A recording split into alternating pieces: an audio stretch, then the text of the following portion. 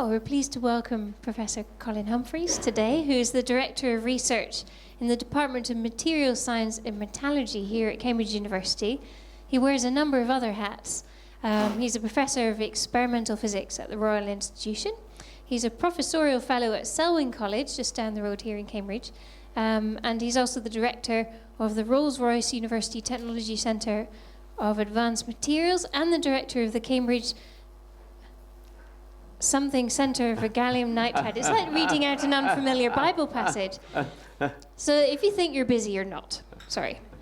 He's won numerous awards and is also very involved in the public understanding of science and religion as well.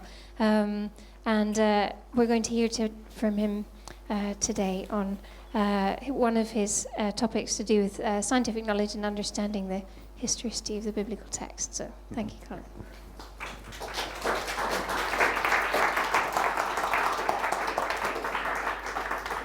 Fine, thank you very much, Ruth. And it's a great pleasure to be here. Okay. Right, working good. Great pleasure to be here. I'm going to talk about dating biblical events. And let me say why I think that's important, right? So it's important for at least two reasons. One is that our faith is not based on some vague set of beliefs. It's based on certain historical events. And if we can pin the date of these down more precisely, then we improve the historical basis of our faith. So that's one of the reasons. And another reason is that with some dating, if you get the dating right, it does actually have theological consequences, and we'll come to that at the end of the talk. So there's some theology involved as well with dating certain events. And what I've chosen to talk about, there are many events we could choose to date in the Bible. I've chosen two major events, one from the Hebrew Bible, the Old Testament, the Exodus of the Israelites from Egypt. I'm aware that many scholars don't believe it was a real event, but I believe it's a real event. I think the evidence is strong for that. And what date did it happen? And then the second event is the crucifixion of Jesus. So one of the major events in the New Testament, the crucifixion and then resurrection of Jesus. So the date of the Exodus, there are two passages in the Bible, both of which give us information about the date of the Exodus.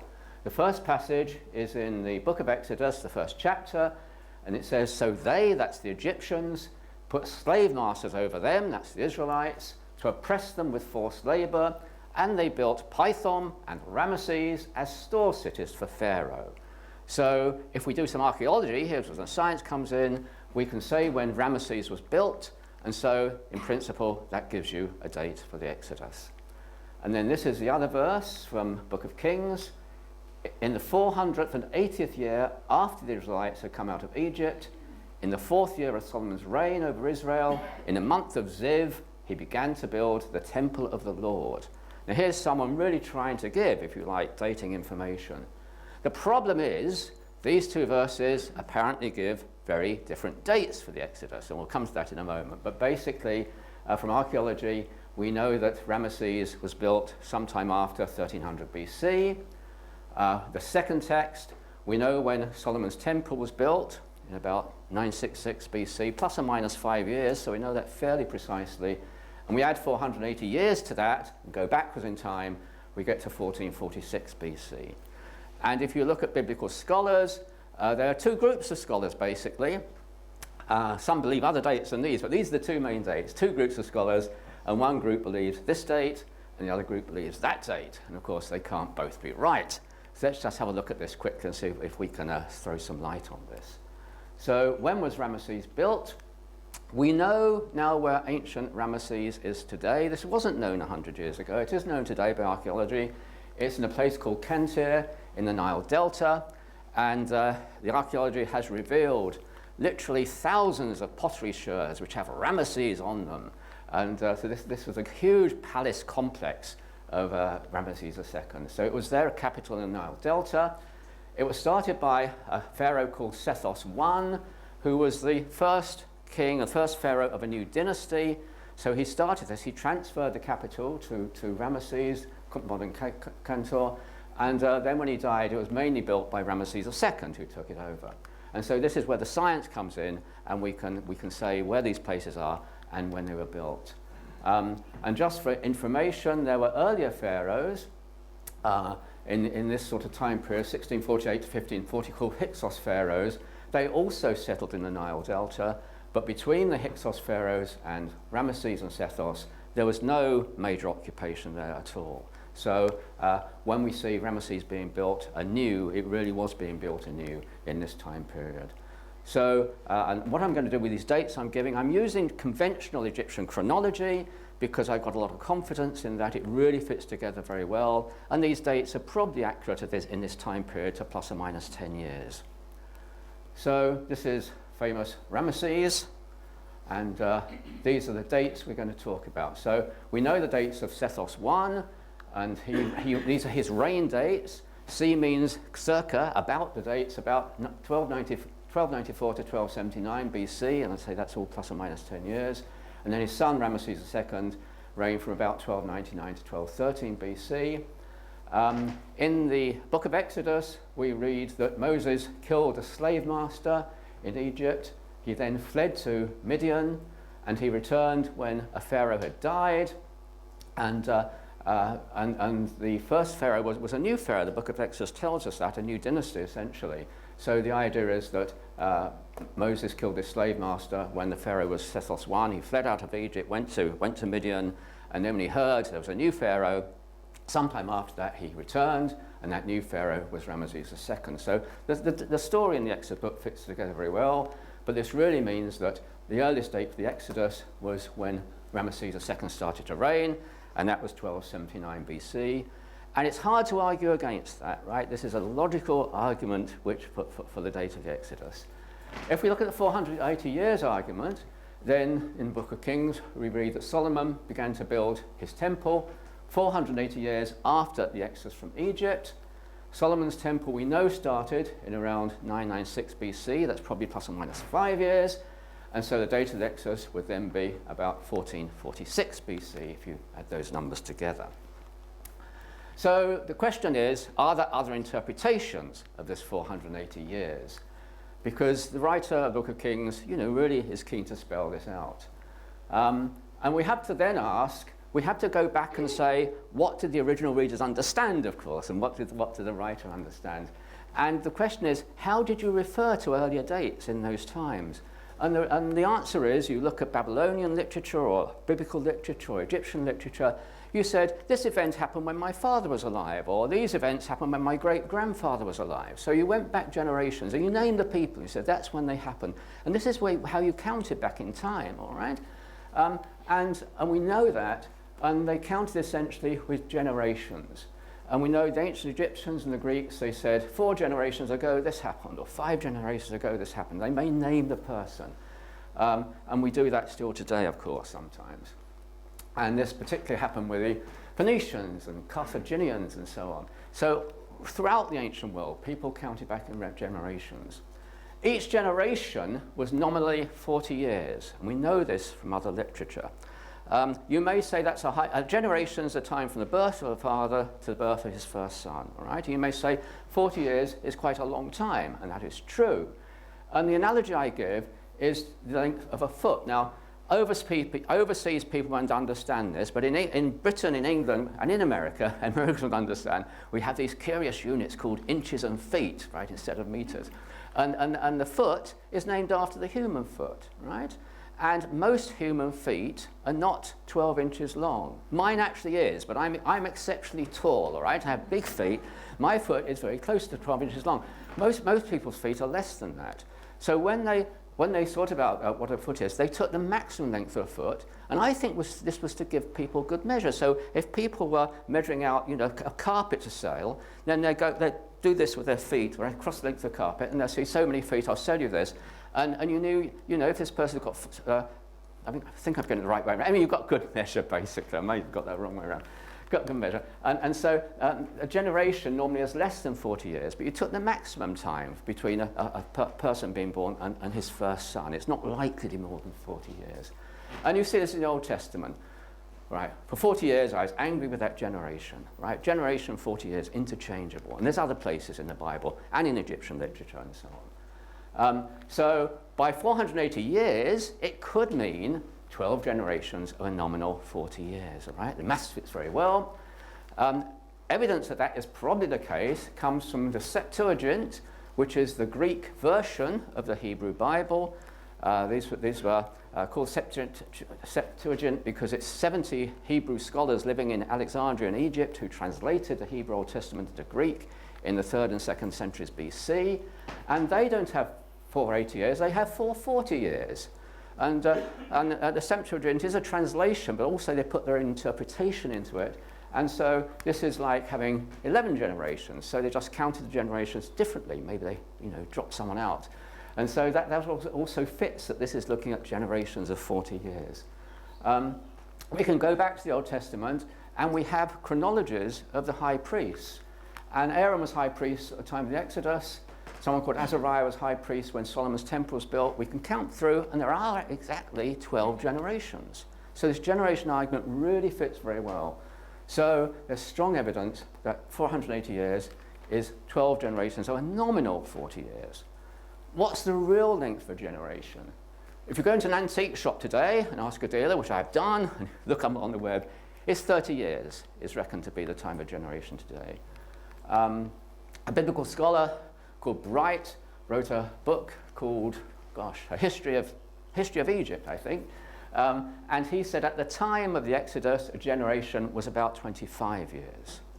And if you take that to be correct, it's clearly a round sort of figure, then 12 generations of 25 years is 300 years. And so that is likely to be the time scale we're looking for. So if we now look at that, we say, if we take the 480 years, we're saying that really means 12 generations of a nominal 40 years. They're actually 12 generations of about 25 years.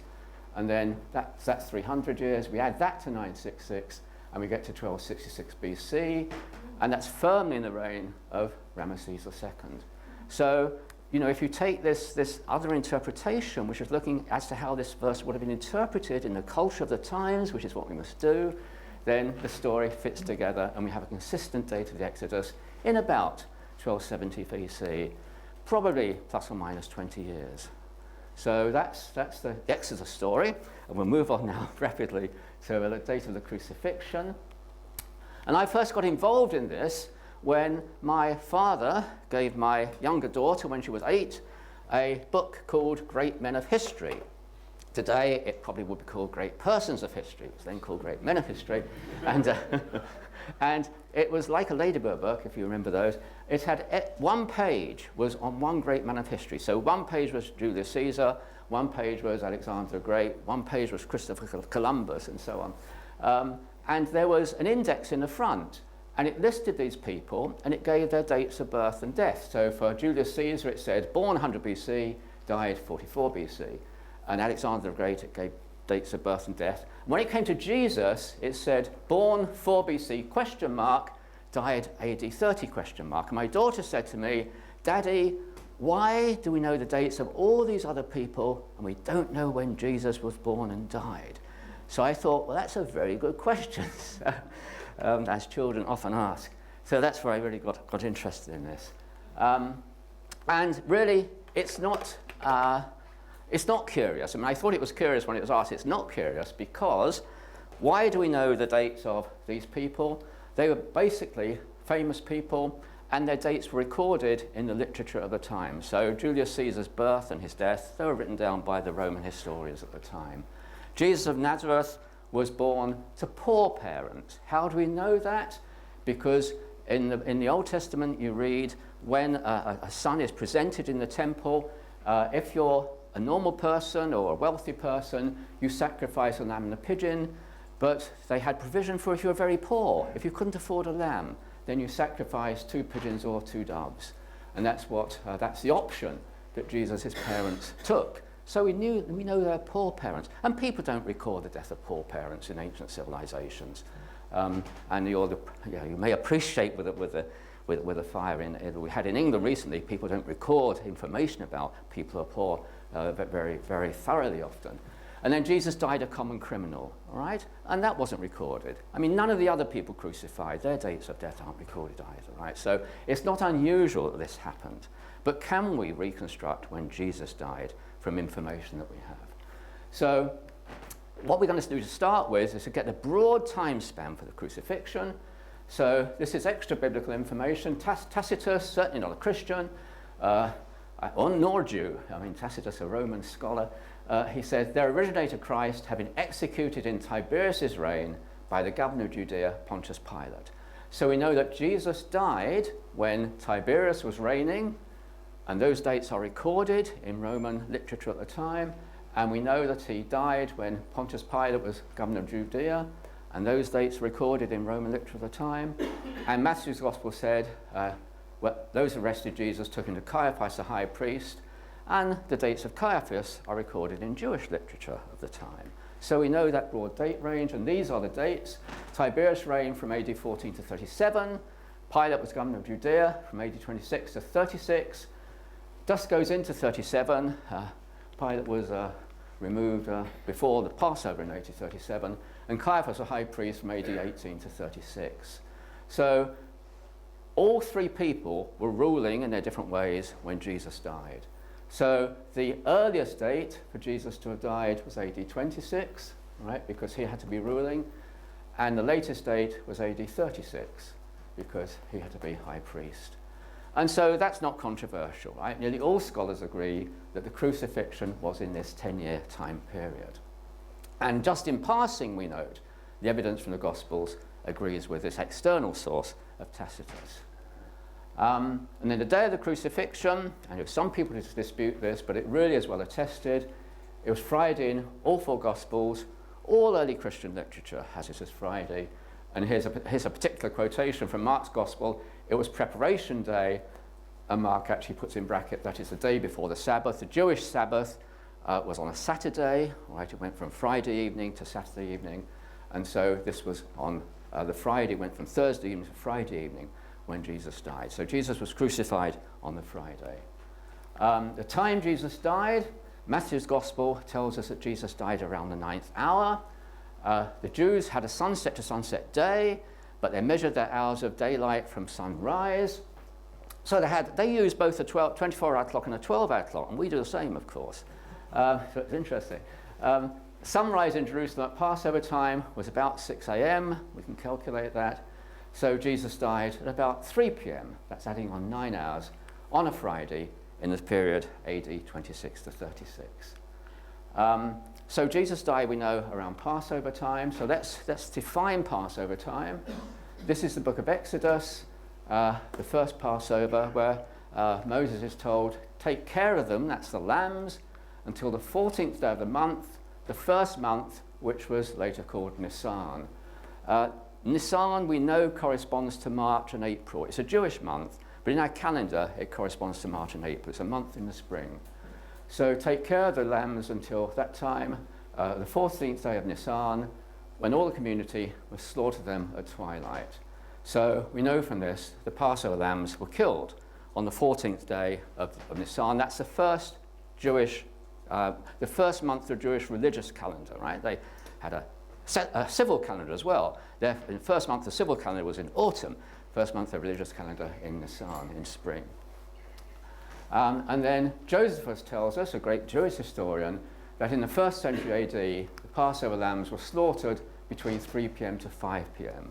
So this instruction says twilight, but then by the time of the 1st century AD, there were so many lambs to slaughter that it was brought forward to 3 p.m. on December 14. And then they were slaughtered, and then the Passover meal started at sunset that evening. And because the Jewish official calendar had an evening to evening day, the Passover meal was at the start of Nisan 15, right, going on the sunset that evening. And it was full moon time, so they could have their Passover meal outdoors, so it all worked very, very well. And then we come to the date of the Last Supper, and here we have an apparent contradiction, just as in the Old Testament we did with the date of Exodus. So in the New Testament, we have an apparent contradiction on the date of the Last Supper. So this is what Matthew's Gospel and also Mark and Luke say. The disciples asked Jesus, where do you want us to prepare for you to eat the Passover? So they ask him, it's Passover time, where shall we prepare the Passover? And while they're eating the Passover meal, Jesus says to his disciples, I've eagerly desired to eat this Passover with you before I suffer. So in Mark and Luke and also Matthew, it's very clear, I think, that the Last Supper was a Passover meal, and because it was a Passover meal, it would have been held on the 15th day of this month of Nisan, with crucifixion, so it would be in the evening of Nisan, it goes to evening to evening day, Passover meal that evening, so it went from sunset until about midnight, and then Jesus crucified later that same Jewish day, because it's sunset to sunset, on Nisan 15. So that's what the Synoptic Gospels tell us. John's Gospel says something different. John's Gospel describes the Last Supper, and he says it was just before the Passover feast. The evening meal was being served, and if you look at the details of the evening meal, it's clearly the same evening meal as Matthew, Mark, and Luke describe as the Passover meal. John says it was just before the Passover feast. When Jesus was arrested, then they say, this is John's Gospel, the Jews led Jesus from Caiaphas to the palace of the Roman governor to avoid ceremonial uncleanness. The Jews did not enter the palace. They wanted to be able to eat the Passover. So they hadn't eaten the Passover at the time of the trials of Jesus. So John actually puts the crucifixion on Nisan 14 before the Passover meals were eaten. So that's a real or apparent discrepancy, which has puzzled people for a long time, because whatever you think of the Bible, the Passover meal was so distinct, it's unlikely people would mistake an ordinary meal for a Passover meal. And there were plenty of witnesses. I mean, the 12 inner circle of Jesus, 12 disciples were there, and they would have, the gospel writers would have known, you would think, the nature of the meal. And I think they did know the nature of the meal. And we'll come to that in a moment. So what we can say from these gospel accounts is the date of crucifixion, when Jesus died, was either on Nisan 14, according to John's Gospel, or on Nisan 15, according to Matthew, Mark, and Luke. And at the moment, we don't know which is right. All right? So we keep all options open, and then we have a well-posed question. We can say 3 key clues to the date of crucifixion. It was in this 10-year time period. It was on a Friday, and it was either Nisan 14 or Nisan 15. And so this is the question we can then ask, a sort of scientific question, but it's a logical question, right? We can say, in what years did Nisan 14 or Nisan 15 fall on a Friday in the period AD 26 to 36? I mean, if we brought that up to date, we might say, in what years did April 14 or April 15 fall on a Friday in the period AD 1940 to 1950, right? And you could look that up. You go to a calendar and you look that up, and you'll find this could happen in some years in this period and not in other years. The problem we have is that although we do have some historical records of some calendars, we have no historical records of the Jewish calendar in this period of time. And so this is where the science really does come in. So before, with Exodus, it was archaeology, now it's astronomy. And so we need to reconstruct the Jewish calendar in the 1st century AD using astronomy. And so I collaborated with an Oxford University astrophysicist called Graham Waddington on this. And you can now do this because you have to understand what the Jewish calendar is. But the first day of the Jewish month was the evening when the new crescent moon was first visible. And that's still the same with the Muslim calendar today, right? So in the 1st century AD, the Jewish calendar was an observational calendar, and 40 people who were trained, observers with great eyesight, they went out into the desert and they looked up, and they saw when the new moon was first visible. Then they rushed back to the temple and they told the priests that we've seen a new moon, and the priests had to interrogate two of these people to make sure they were telling the truth. Have you really seen it? And then if they had, then they declared this was the first day of the lunar month. And then the Jews went over to a calculated calendar in the 4th century AD. But in the 1st century it was observational, and with the Muslims it's still observational. The mean time between new moons is about 29.5 days. So each lunar month is either 29 or 30 days long. It cannot be 28 days, it cannot be 31 days. And that's the same today, and it was the same then. And so people previously have tried to reconstruct this Jewish calendar, and their astronomy really wasn't good enough. But we now have a good enough astronomy. I won't go into the details, but present accurate, calculation is very accurate. We've checked these calculations against over 1,000 recorded observations of the new moon, and these are both recent observations and ones going back into the past, and the calculations agree every time. So we can have a lot of confidence, I think, in these calculations. And so these are the possible dates of the crucifixion. And when was Nisan 14 on a Friday in the period AD 26 to 36? It was on these three dates. 27, AD 30, AD 33. When was Nisan 15 on a Friday, which is the synoptics? It was on these three dates. If you are awake, you may realize these two dates are the same, and that is because the calculations cannot be certain. If the sky was really exceptionally clear, then it would have been visible on this day. If it was not exceptionally clear, a day later, right? So, it's really a marginal case which day you would have seen the first crescent moon. So, to be complete, we take both dates into account. I've also simplified the story because in the 1st century AD, the priests had the ability, or they had the privilege, if you like, of being able to delay the start of the new month by a month, to add an extra month. And that was because if the winter had been exceptionally cold, then the lambs would not have been ready for Passover, right? So they could say, we're going to have an extra month. And I've often wished to have that when I'm, a deadline for a conference paper. And so this date then appears. If in any of this time period, this 10 years, an extra month was agreed. You can also say, what about a cloudy sky? Cloudy sky is unlikely, but you have to take it into account. And this date appears if there's a cloudy sky. The calendar can only be delayed by one day, right? Because the month is either 29 or 30 days long. If on the 30th day it's a cloudy sky, you say the next day is a new month, because it has to be. On the 29th, if it's a cloudy sky, you delay until the 30th, and then, that has to be, because you can only delay, it has to be 29 or 30 days long. So this is taken into account, cloudy sky possibility, delaying the month. If the priests get it wrong, they're in big trouble, because there was another festival called the barley harvest, and I'll come to that in a moment. But if you delay the barley harvest, you might lose it, right? So, and you couldn't harvest the barley until Nisan 16, and I'll mention that in a moment. So the priests didn't declare an extra month very frequently, but they sometimes did. These are the. I think the calculations are so good, you can say that these are the only possible dates for the crucifixion. So a lot of confidence in the calculations.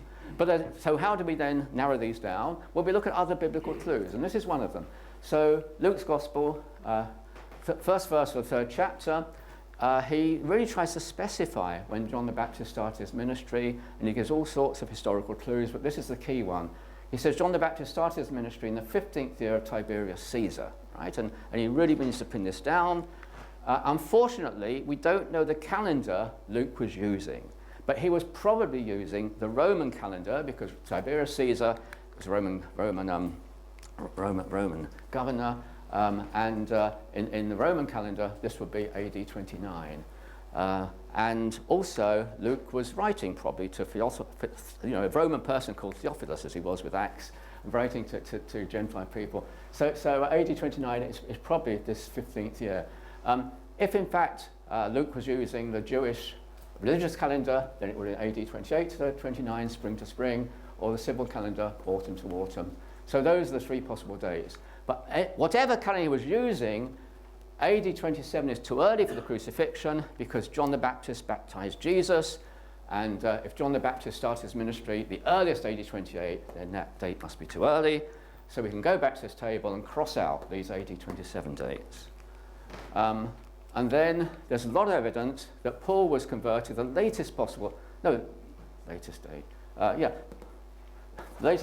Paul's conversion, AD 34. We can work back from later events in Paul's life and count forward, and this date, is the latest possible date for Paul's conversion. And most people think there was at least 18 months between the crucifixion and the conversion of St. Paul, and that's quite a strong tradition. And therefore, if Paul was converted in AD 34, and there was this sort of time period between the crucifixion and his conversion, AD 34 is too late for the crucifixion. And if we go back to this table, we cross out AD 34. And we've crossed out AD 27, so the synoptics disappears, right? So the only plausible dates, AD 30 or AD 33, and that's the dates which accord with John's Gospel. So those are the dates. Both days are on Friday, Nisan 14. So this is where science, I suggest, has helped with biblical interpretation. It's sorted out a possible biblical problem, and John's chronology is correct. Now, I happen to believe that Synoptic's chronology is also correct, and it's quite a complex argument. I believe that they were using a different calendar in which this Last Supper was a Passover meal in this different calendar. And I'm not trying to push a book, but I argue this in some detail in this book. And basically, the argument is that there were a number of Jewish calendars in existence in the 1st century AD. And we know this from the Dead Sea Scrolls. And one of these calendars was an original Jewish calendar. So originally, I believe at the time of Moses, just after the time of Moses, the Jews had a calendar which was a lunar calendar, but it was a sunrise to sunrise day. And the first day of their lunar month, I believe, was the first day of invisibility of the lunar crescent. And this was exactly the calendar which the ancient Egyptians had for their lunar calendar. And they also had a solar calendar. And I believe in this earlier calendar, which was then changed when the Jews went into exile in Babylon, and that's when they took on the sunset to sunset day, which is what the Babylonians had. So I think John is using the official Jewish calendar, sunset to sunset day, first day of the month, first day of visibility of the lunar crescent, and Jesus had chosen to use this earlier Jewish calendar so he could celebrate his Last Supper as a Passover meal. He wanted to do that. And then he would be celebrating his Last Supper on the exact anniversary of the first Passover of Moses. So there was a lot of significance in this. And Jesus introduced a new covenant at his Last Supper, which corresponds, mirrors, if you like, the original covenant which Moses had at the first Passover. So I have a different calendar solution to this in which all 4 Gospels agree, and their apparent disagreement is that the Matthew, Mark, and Luke are reporting events as they were held in this different calendar which Jesus was using, in which the Last Supper was indeed a Passover meal. But John is correct in saying in the official calendar it was before the Passover meal. So what we're saying is it cannot be a Passover meal. John says it wasn't, and science says this. And interestingly, Paul, the Apostle Paul, writing to Corinthians in about AD 55, we know that. Crucifixion AD 33, so it's just about 20 years after these events. He says, Christ our Passover is sacrificed. So he's comparing Christ with the Passover lamb, and this, Paul was a great intellect, and he wouldn't make this analogy, I think, unless it was exact. If this analogy is one day out, I think someone like Paul wouldn't have made it. So Christ our Passover is sacrificed at the same time as the Passover lambs were slain. So, and then he makes his other analogy, Christ the first fruits of those who rise from the dead. This is an analogy with the resurrection, and this doesn't mean very much to us today, but to his audience, they'd immediately think of the First Fruits Festival. There are a number of First Fruits Jewish festivals, but one was the First Fruits Festival of barley, and in the Old Testament we know this had to happen on the 16th day of Nisan. So if Christ was crucified on Friday, Nisan 14, Saturday was Nisan 15, Sunday was Nisan 16, the day of the resurrection, and what Paul is saying, he's making an analogy with Nisan 16, the First Fruits Festival of barley, when what happened was people go out in the field and they cut the first sheaves of the barley harvest, they give them to the priests wave these sheaves in the temple, it's called the waving of the sheaf ceremony, and after that the barley could be harvested, and it couldn't be harvested before. And so the First Fruits Festival enabled the barley to be harvested, and what Paul is saying is, this analogy with Jesus, he's the first fruits of those who rise from the dead. The resurrection of Jesus enabled those who believe in him to then be resurrected afterwards. So this is, again, this analogy only works if the crucifixion on Nisan 16. This only works if the resurrection only works, crucifixion on Nisan 14. That only works if the resurrection on Nisan 16. So 2 really powerful analogies. Symbolism is then consistent with John's chronology. There are 2 other clues. I've only found 2 other really statements about the date of the crucifixion. This is in the Apocryphal Gospel of Peter, and that specifically says Jesus' death was on the eve of Passover. That's on the eve of the Passover feast. That's eve of Passover, it's Nisan 14. And then the Babylonian Talmud says on the eve of Passover, they hanged Yeshu, which is a Semitic word for Jesus, and earlier it's called Yeshu the Nazarene. So all sources we have are unanimous that Jesus died at 3 p.m.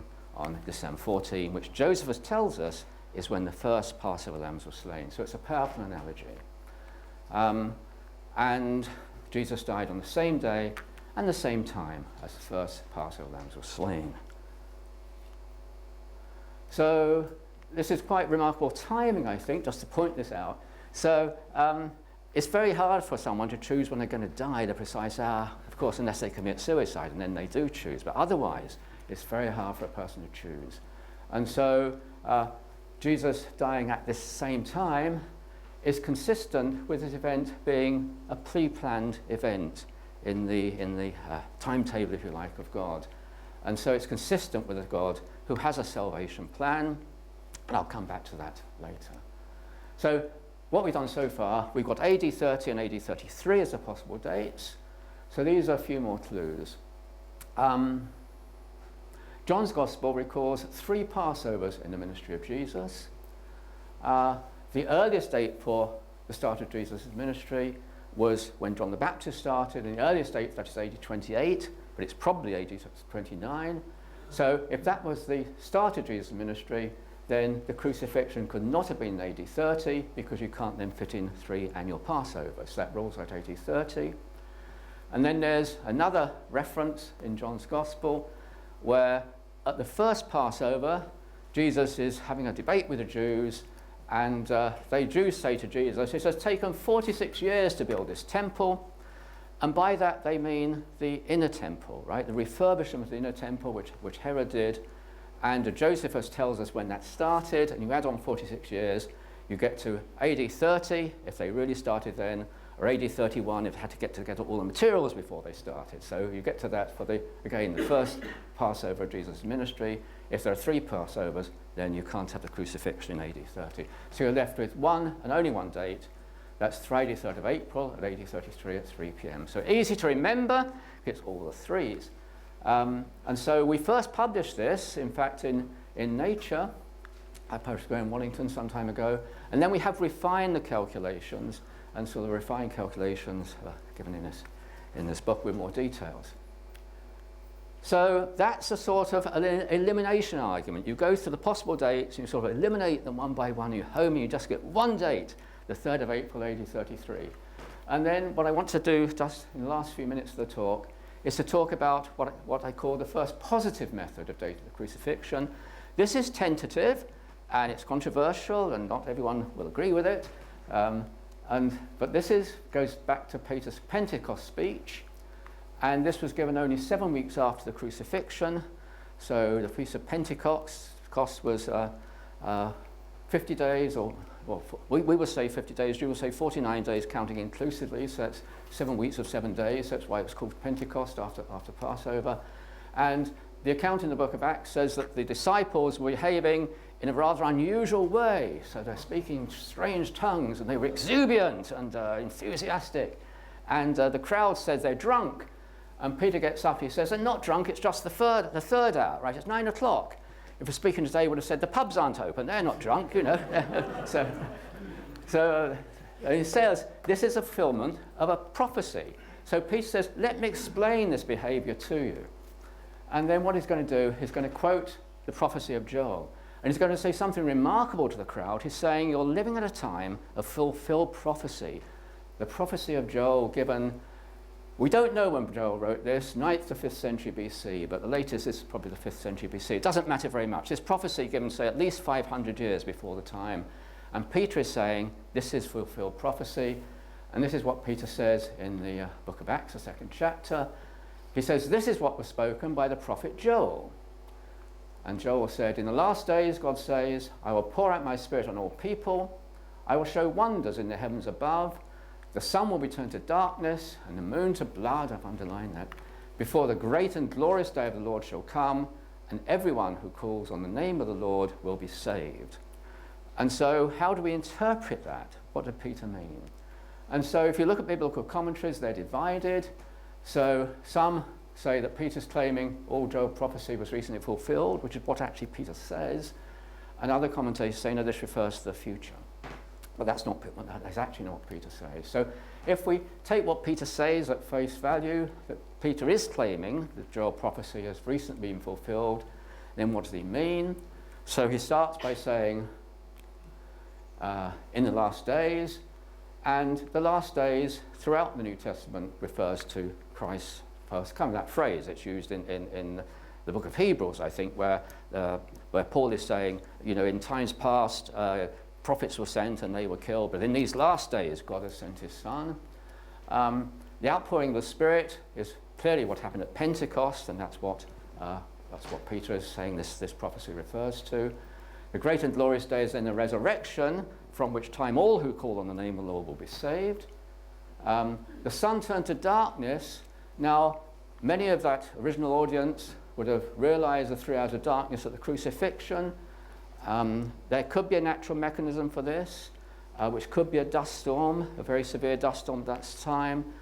There is, Sibylline oracles are in the Apocrypha, and they do refer to dust. It says dust came from heaven at midday, right? And so it actually it's a messianic sort of passage.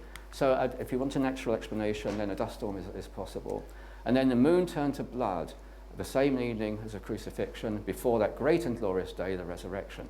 So the question then is, Paul is saying the moon was turned to blood, and what does that mean? That's not the only place we get this phrase used. So this is, again, in the Apocrypha. It's the report of Pilate, and this is what it said. And this is meant to be a report of Pilate to the emperor, a Roman emperor. Jesus was delivered to him by Herod, Archelaus, Philip, Annas, Caiaphas, and all the people. At his crucifixion, the sun was darkened. That's the darkness. People lighted lamps from the 6th hour of the evening. The moon appeared like blood. So that appears in this fragment. Many people think it's a Christian forgery, and it may be. And it doesn't matter, though. What matters is that this was a tradition, I think, that the moon at the crucifixion appeared like blood. Right? So we get Peter suggesting this. We get this in this apocryphal fraction, which may or not be a forgery, but the moon appeared like blood is there. And then this is from a commentary of Cyril Alexander. He was a very orthodox patriarch of Alexandria in AD 412, and he says there was darkness at the crucifixion, and something unusual occurred about the circular rotation of the moon, so that it even seemed to be turned into blood.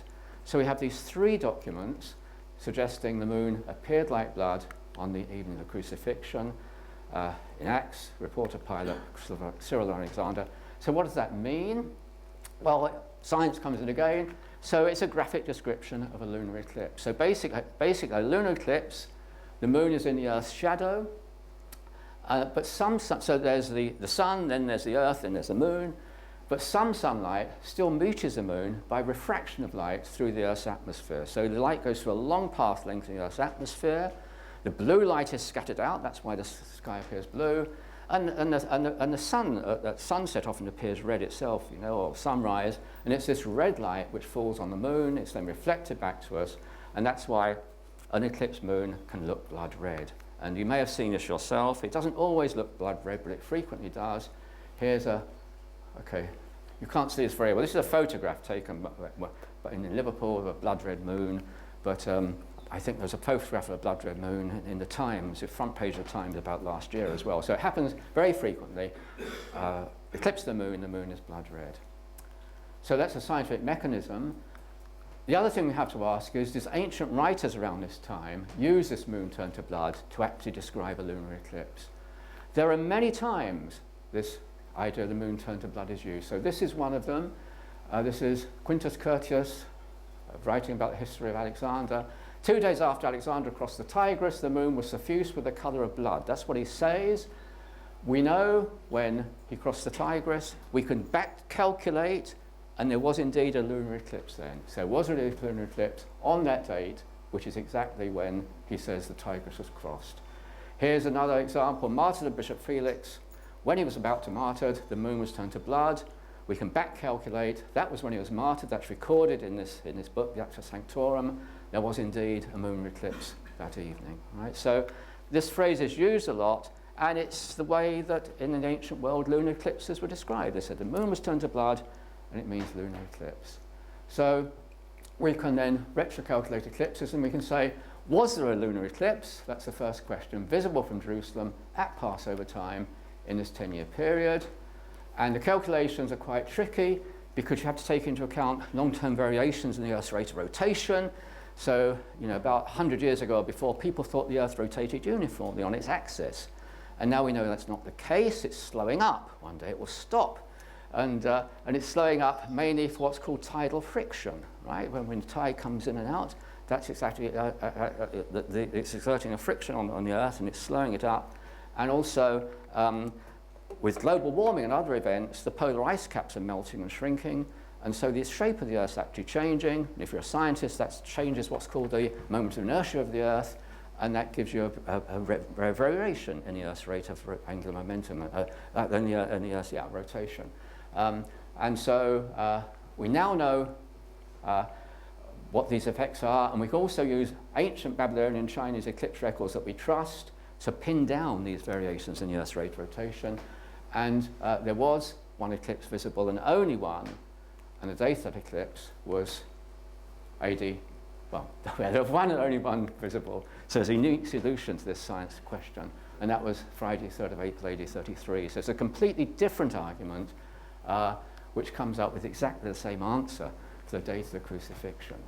And yeah, these calculations, science has only been able to say this in the last 40 years because of the difficulty of doing these exact calculations for the eclipses. And you may not see this very well, but the eclipse happened at moonrise. So, about 6 p.m. when everyone will be looking for the moon to rise so they could have their Passover meal then. And it rose over the Mount of Olives. So this is a computer simulation. This is the Mount of Olives, and that's the moon rising. If you can't see that very well, then think of over here. Think of this being the Mount of Olives here, right? And that's the moon rising. So, and now here's some theology, right? Just the final slide. So if you look at the Bible, then something which is said was rather interesting is that Jesus was in fact chosen before the creation of the world. So this is what Epistle of Peter says. He was chosen before the creation of the world. Book of Revelation actually says the lamb that was slain before the creation of the world. So the theology you get from the Bible is that before the world was created, God had in place a salvation plan. And God preordained that Jesus would step into history and be sacrificed for us at a particular time and place.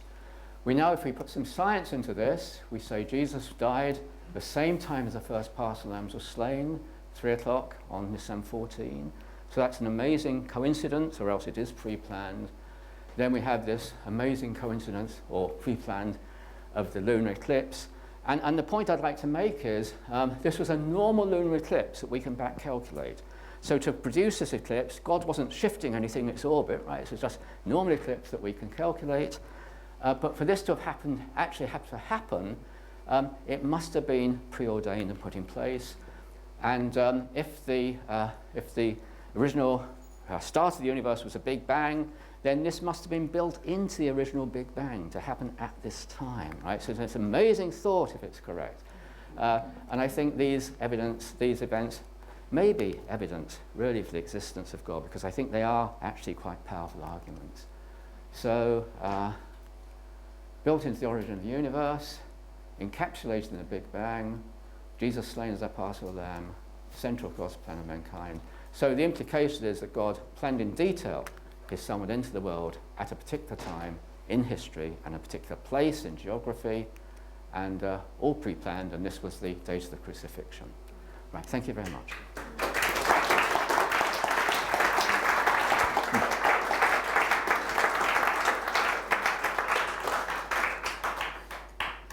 Well, we have about 20 minutes for questions now, if anyone has any questions for Professor Humphreys. Yes, just...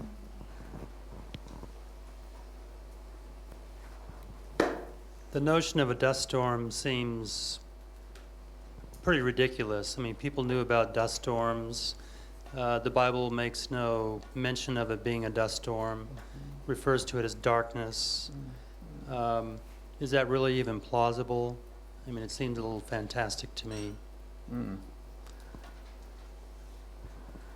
Right, no, thank you. I have witnessed a dust storm.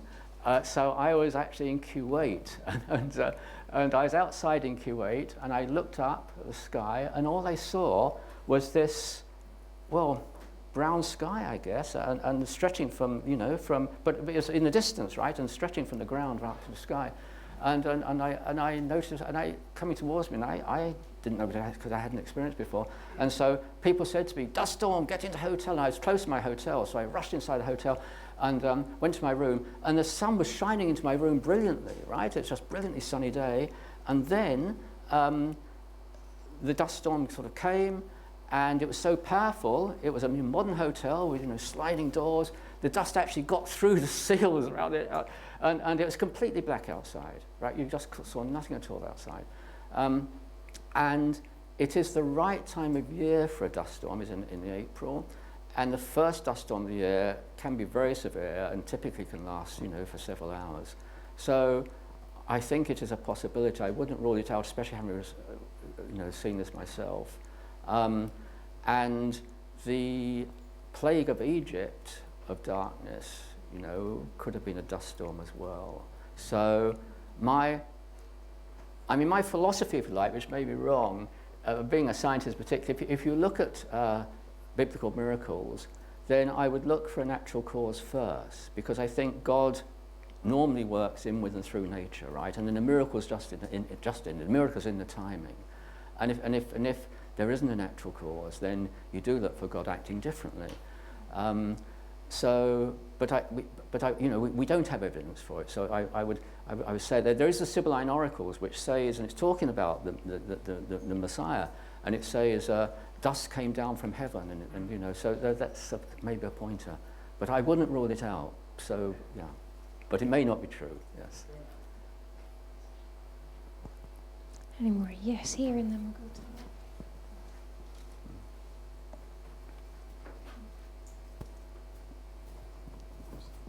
Thank you very much. It was really interesting. Can I take you back to the Egyptian story? You used some absolute numbers for the dates of the different pharaohs. What are they actually based on? Are there some numerical methods behind them? I mean, physical dating methods used to date those pieces of broken fragment, for instance? Right. So there are. It's quite a complex web. There are dates of king lists in Egyptian literature, and they will give the dates of the reigns of kings. There's also cross-correlation because the Egyptians fought the Hittites, for example, and when the Egyptian the Egyptian rule is recorded in Egyptian literature and the Hittite rule in the Hittite literature, and you have chronologies in Hittite literature, and you can cross-correlate with Egyptian and Babylonian and so on. So it is quite a complex weaving together of dates, but it all does fit together remarkably well. So ground truth in carbon dating or anything like that?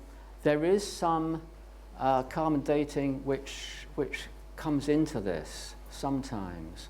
So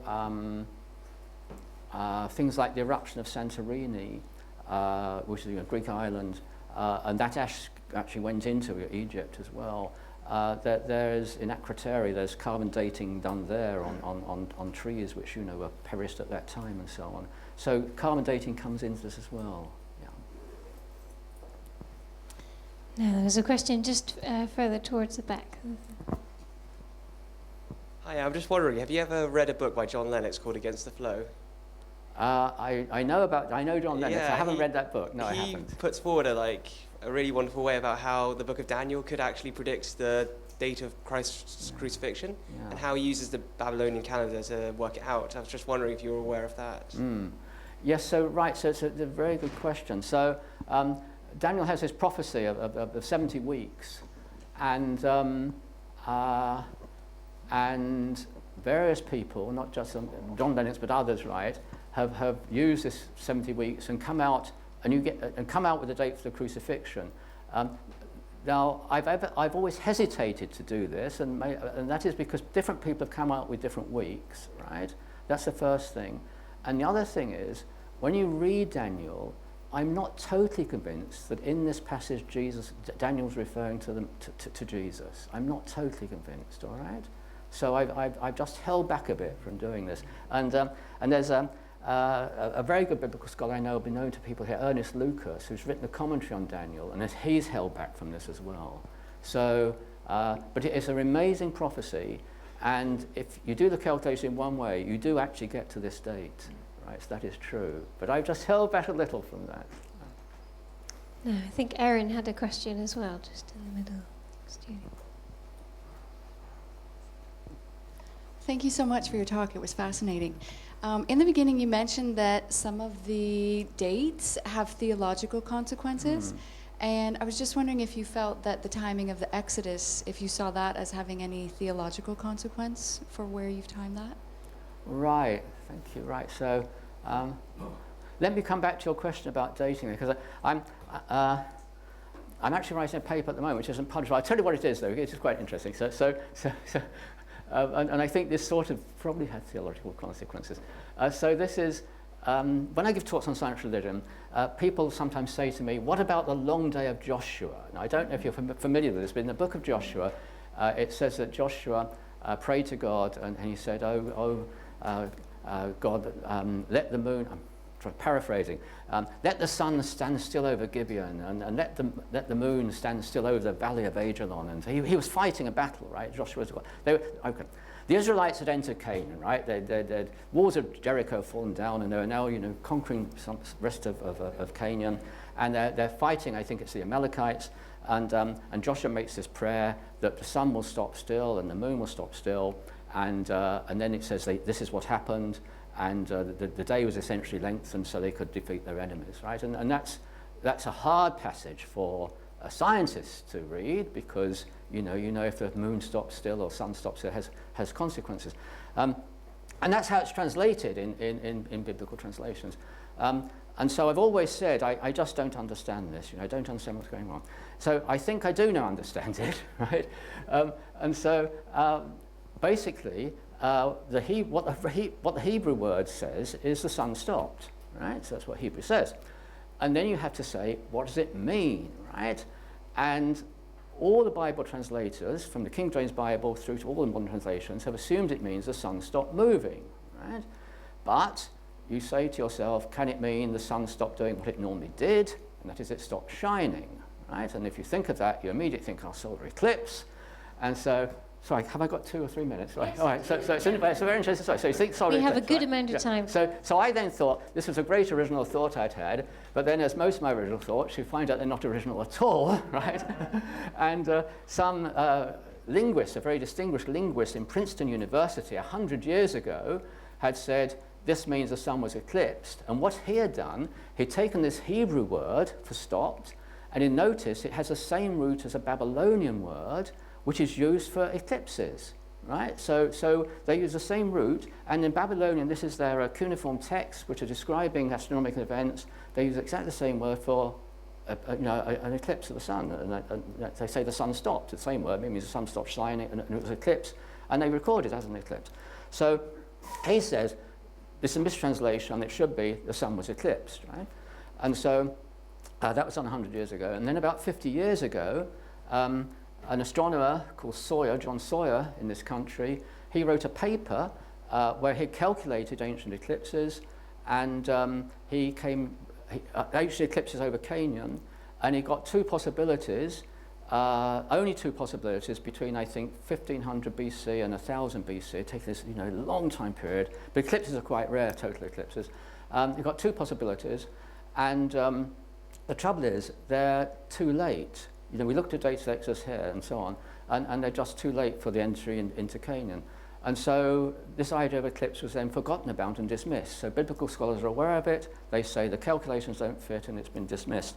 So the idea I then did have was to say, what he'd done was looked at total eclipse of the sun. I said, let's look at annular eclipses, because in the ancient world, annular eclipses were regarded as total, right? So we now say total solar eclipses, annular eclipses, partial eclipses. Annular eclipse is when the moon is between the Earth and the Sun, but because of the distance, we see a little ring of sunlight, yeah? But the actual intensity of light on the Earth, it really does decrease significantly during this eclipse. And so there is actually an annular eclipse at just the right time, and that would pin down the entry of it. Oh, what is the date? It's something like 1209, something like that. Anyway, right, just the right time, and that pins down the entry into Canaan to within a year. And then if you say that the entry into Canaan was about 40 years after the Exodus, then the Exodus actually comes out to about 1250 BC. I mean, I had 1270 there, but 1250 is within those sort of, yeah. So if this is all correct, right, and I was very keen to have this published in a science journal first before putting it to a theology journal, so the science has to be checked. And it's just been accepted by an astronomy journal, so this paper should be out maybe in October. And so the astronomers accepted the argument, which is important, right? Then this is a way you can pin down the date of the Exodus. And now theological consequence. Now, I think the theological consequence is that if you read commentaries on the book of Joshua, they are amazed at how rapidly the Israelites took over Canaan. Right? Now, I think if this, when we know there's solar eclipse on this date, it was seen in Canaan. If this is what Joshua was referring to, which I believe it all fits beautifully, then this knowledge would have spread far and wide that this eclipse, God was on the side of Israel. And I think people would have been terrified, and they could have swept through.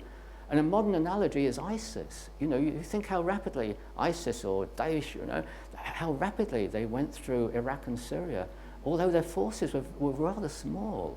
They just went, people were terrified of them, right? And they built up this mystique. And so I think that, so if this interpretation is correct, it does have this consequence that it would have enabled Joshua and the Israelites just to sweat through Canaan, because I think the people would have been terrified, thinking that, that they were tremendously superstitious that God would be on their side. So, so there will be this paper published anyway about the eclipse in this astronomy journal. And I mention Joshua and everything, it all comes out. I don't mention the Exodus in that paper, but I will do in another paper to a biblical journal. Okay, thank you. Okay. Any more questions? Yes, so someone waiting patiently at the back, and then we'll come forward. Do you have an opinion on the year of Christ's birth? Right. Yes, so I have an opinion. So I did publish a paper on this. So, yeah, I would say 5 BC. Right. A lot of people believe that the Roman scholar and monk who calculated, the year of Christ's birth, got it wrong by 5 years, 4 or 5 years. So what Dionysius Exiguus was a great scholar monk, but he didn't leave his working, he didn't leave his notebooks, right? But what people believe is that when he tried to calculate backwards and forwards from other events to calculate, and set the calendar. I mean, the Pope asked him what happened at the time. People were calculating dates from the year of the foundation of Rome. And the Pope said to him, we shouldn't do this, let's have a calendar which goes from when Christ was born, right? And so he said, when was Christ born? And the Emperor Augustus ruled for 4 years under his own name, which I think was Octavius, and people think that he, wasn't aware of this, and so he made this mistake of 4 years. And then there's another mistake he may have made, and that is our calendar doesn't have the year 0 in. Astronomers go -1, 0, +1, and we go straight from 1 BC to AD 1, right? And so that's another way he may have made a mistake. But I think I put the Star of Bethlehem to be a very bright comet that's recorded in Chinese literature, and that was in 5 BC. Yeah. So, Mickey, do you have a question? Yes. In fact, you just answered the question I was going to ask. Is there any astronomical evidence of what the Star of Bethlehem was and when it occurred? But I think you've already answered that. Right. Okay. Let me just expand a little bit, though. So I think there were a lot of people say it was a triple conjunction of planets when Saturn and Jupiter came together and separated. And they never came totally together, so they've never been described as a star. But I think to the Magi that was significant, because we know that we have records that in Babylonian astrology, and astronomy and astrology were not distinguished until about something like 1700 AD. In Babylonian astrology, then, let's get it right, Saturn was the father, right, and Jupiter was his son. And so when they come together and separate and do it 3 times, that was in 7 BC, that the message is a son of God's going to be born. And this was done against the backdrop of Pisces in the sky. And in the ancient world, star constellations were mapped to places on Earth. So Pisces mapped onto Israel in Babylonian astrology. So the message was the son of God will be born in Israel. And then in 6 BC, Mars joined Jupiter and Saturn in the sky. So these 3 planets were extremely close together. And Mars was sort of the mighty planet. So the idea then to the astrologers was probably that a mighty new king is going to be born. And then this comet appeared in 5 BC, which the Chinese comment on. It's a long-tail comet, and so it can actually stand over a place. It can appear to stand over a place, which is as described in Matthew's Gospel. And the astrology of the time is actually written down quite well. It says, a comet in the east means the event is imminent. A comet in the west means the event's delayed, right? So here's this comet in the east, is what Matthew said. We saw his star in the east. And so they jumped on their camels and headed off to Jerusalem. So I think the story fits together very well. And the star was actually this comet of 5 BC, a long-tail comet, which we haven't seen in our lifetimes. I haven't seen it. But you think it's a long time. Some have had a longer tail, but this was an extremely long-tail comet according to the Chinese records, and it was visible for over 70 days, so a very bright comet, and that's in the Chinese records. So I think that was a star of Bethlehem. And then the length of, Jesus, born in 5 BC, died in AD 33. So remember that there's no year 0, so I think he was 37 when he died, yeah. Any more questions? Do you There's still have a one more. question? Yes, and then there's one more just behind. Yes. Daniel. Oh. Now, if Jesus died at 37 years old, when he was 37, does that compromise scripture that says he was 33? Somewhere I don't remember. Right. Yeah. Okay. Now, and my next question is, if the star in the Bible was a natural comet, for example, does that change anything in terms of Christians believing in miracles, that this star came and it was miraculous to lead the wise men from the east? Now, if science can explain that to be something natural, does it also compromise the belief of Christians that that was a miracle? Right. No, thank you. That's 2 good questions. So one is one is the age of Christ, right, when he died. And there are only 2 biblical references to the age of Christ. One is Luke's Gospel, which says that when Jesus started his ministry, he was about 30.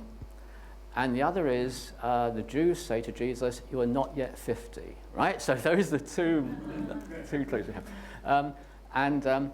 The Jews may have been speaking figuratively, because when someone's 50, they acquire a certain stature, apparently, in the ancient world. And they talk with authority. When they're over 50, they talk with authority. So that's what the Jews may have been saying. You're not young enough to have this authority. But anyway, they say you're not yet 50. When Luke says Jesus was about 30 when he started his ministry, the Greek, I'm told, is deliberately imprecise, right? So when they say about 30, it means 30 rather than 20 or 40, right? But anything between, 26 to 34 is about 30, is the correct interpretation of the Greek. So if he started his ministry when he was, 34, and he died when he was 37, and that actually fits about 30. So I think, what we know of the Bible, I think, is consistent with that. And then the miracles. I think that there are at least 2 sorts of miracles, but one sort, God just works with nature. And we see this explicitly, for example, in the crossing of the Red Sea, this great Old Testament miracle, where the book of Exodus says Moses stretched out his hand over the Red Sea, and the Lord sent a strong east wind which blew all night and blew the sea back, right? So we're actually told this is a physical mechanism which happened.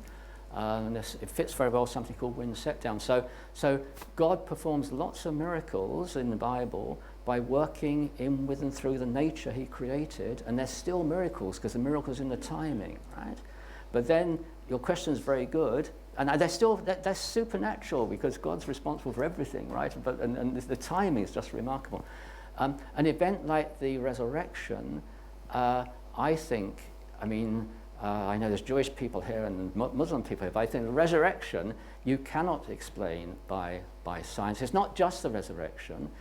Not just the empty tomb. It's that Jesus went through apparently locked doors, and then there's the ascension where Jesus apparently rose up into heaven. So you have to take these events together, and it does seem that the body of Jesus after his resurrection has different properties, and so God is doing something different here, and God is either breaking natural laws or adding to natural laws, all right? And so those are, those are events where you can't explain in terms of science, and I think we never will be able to probably.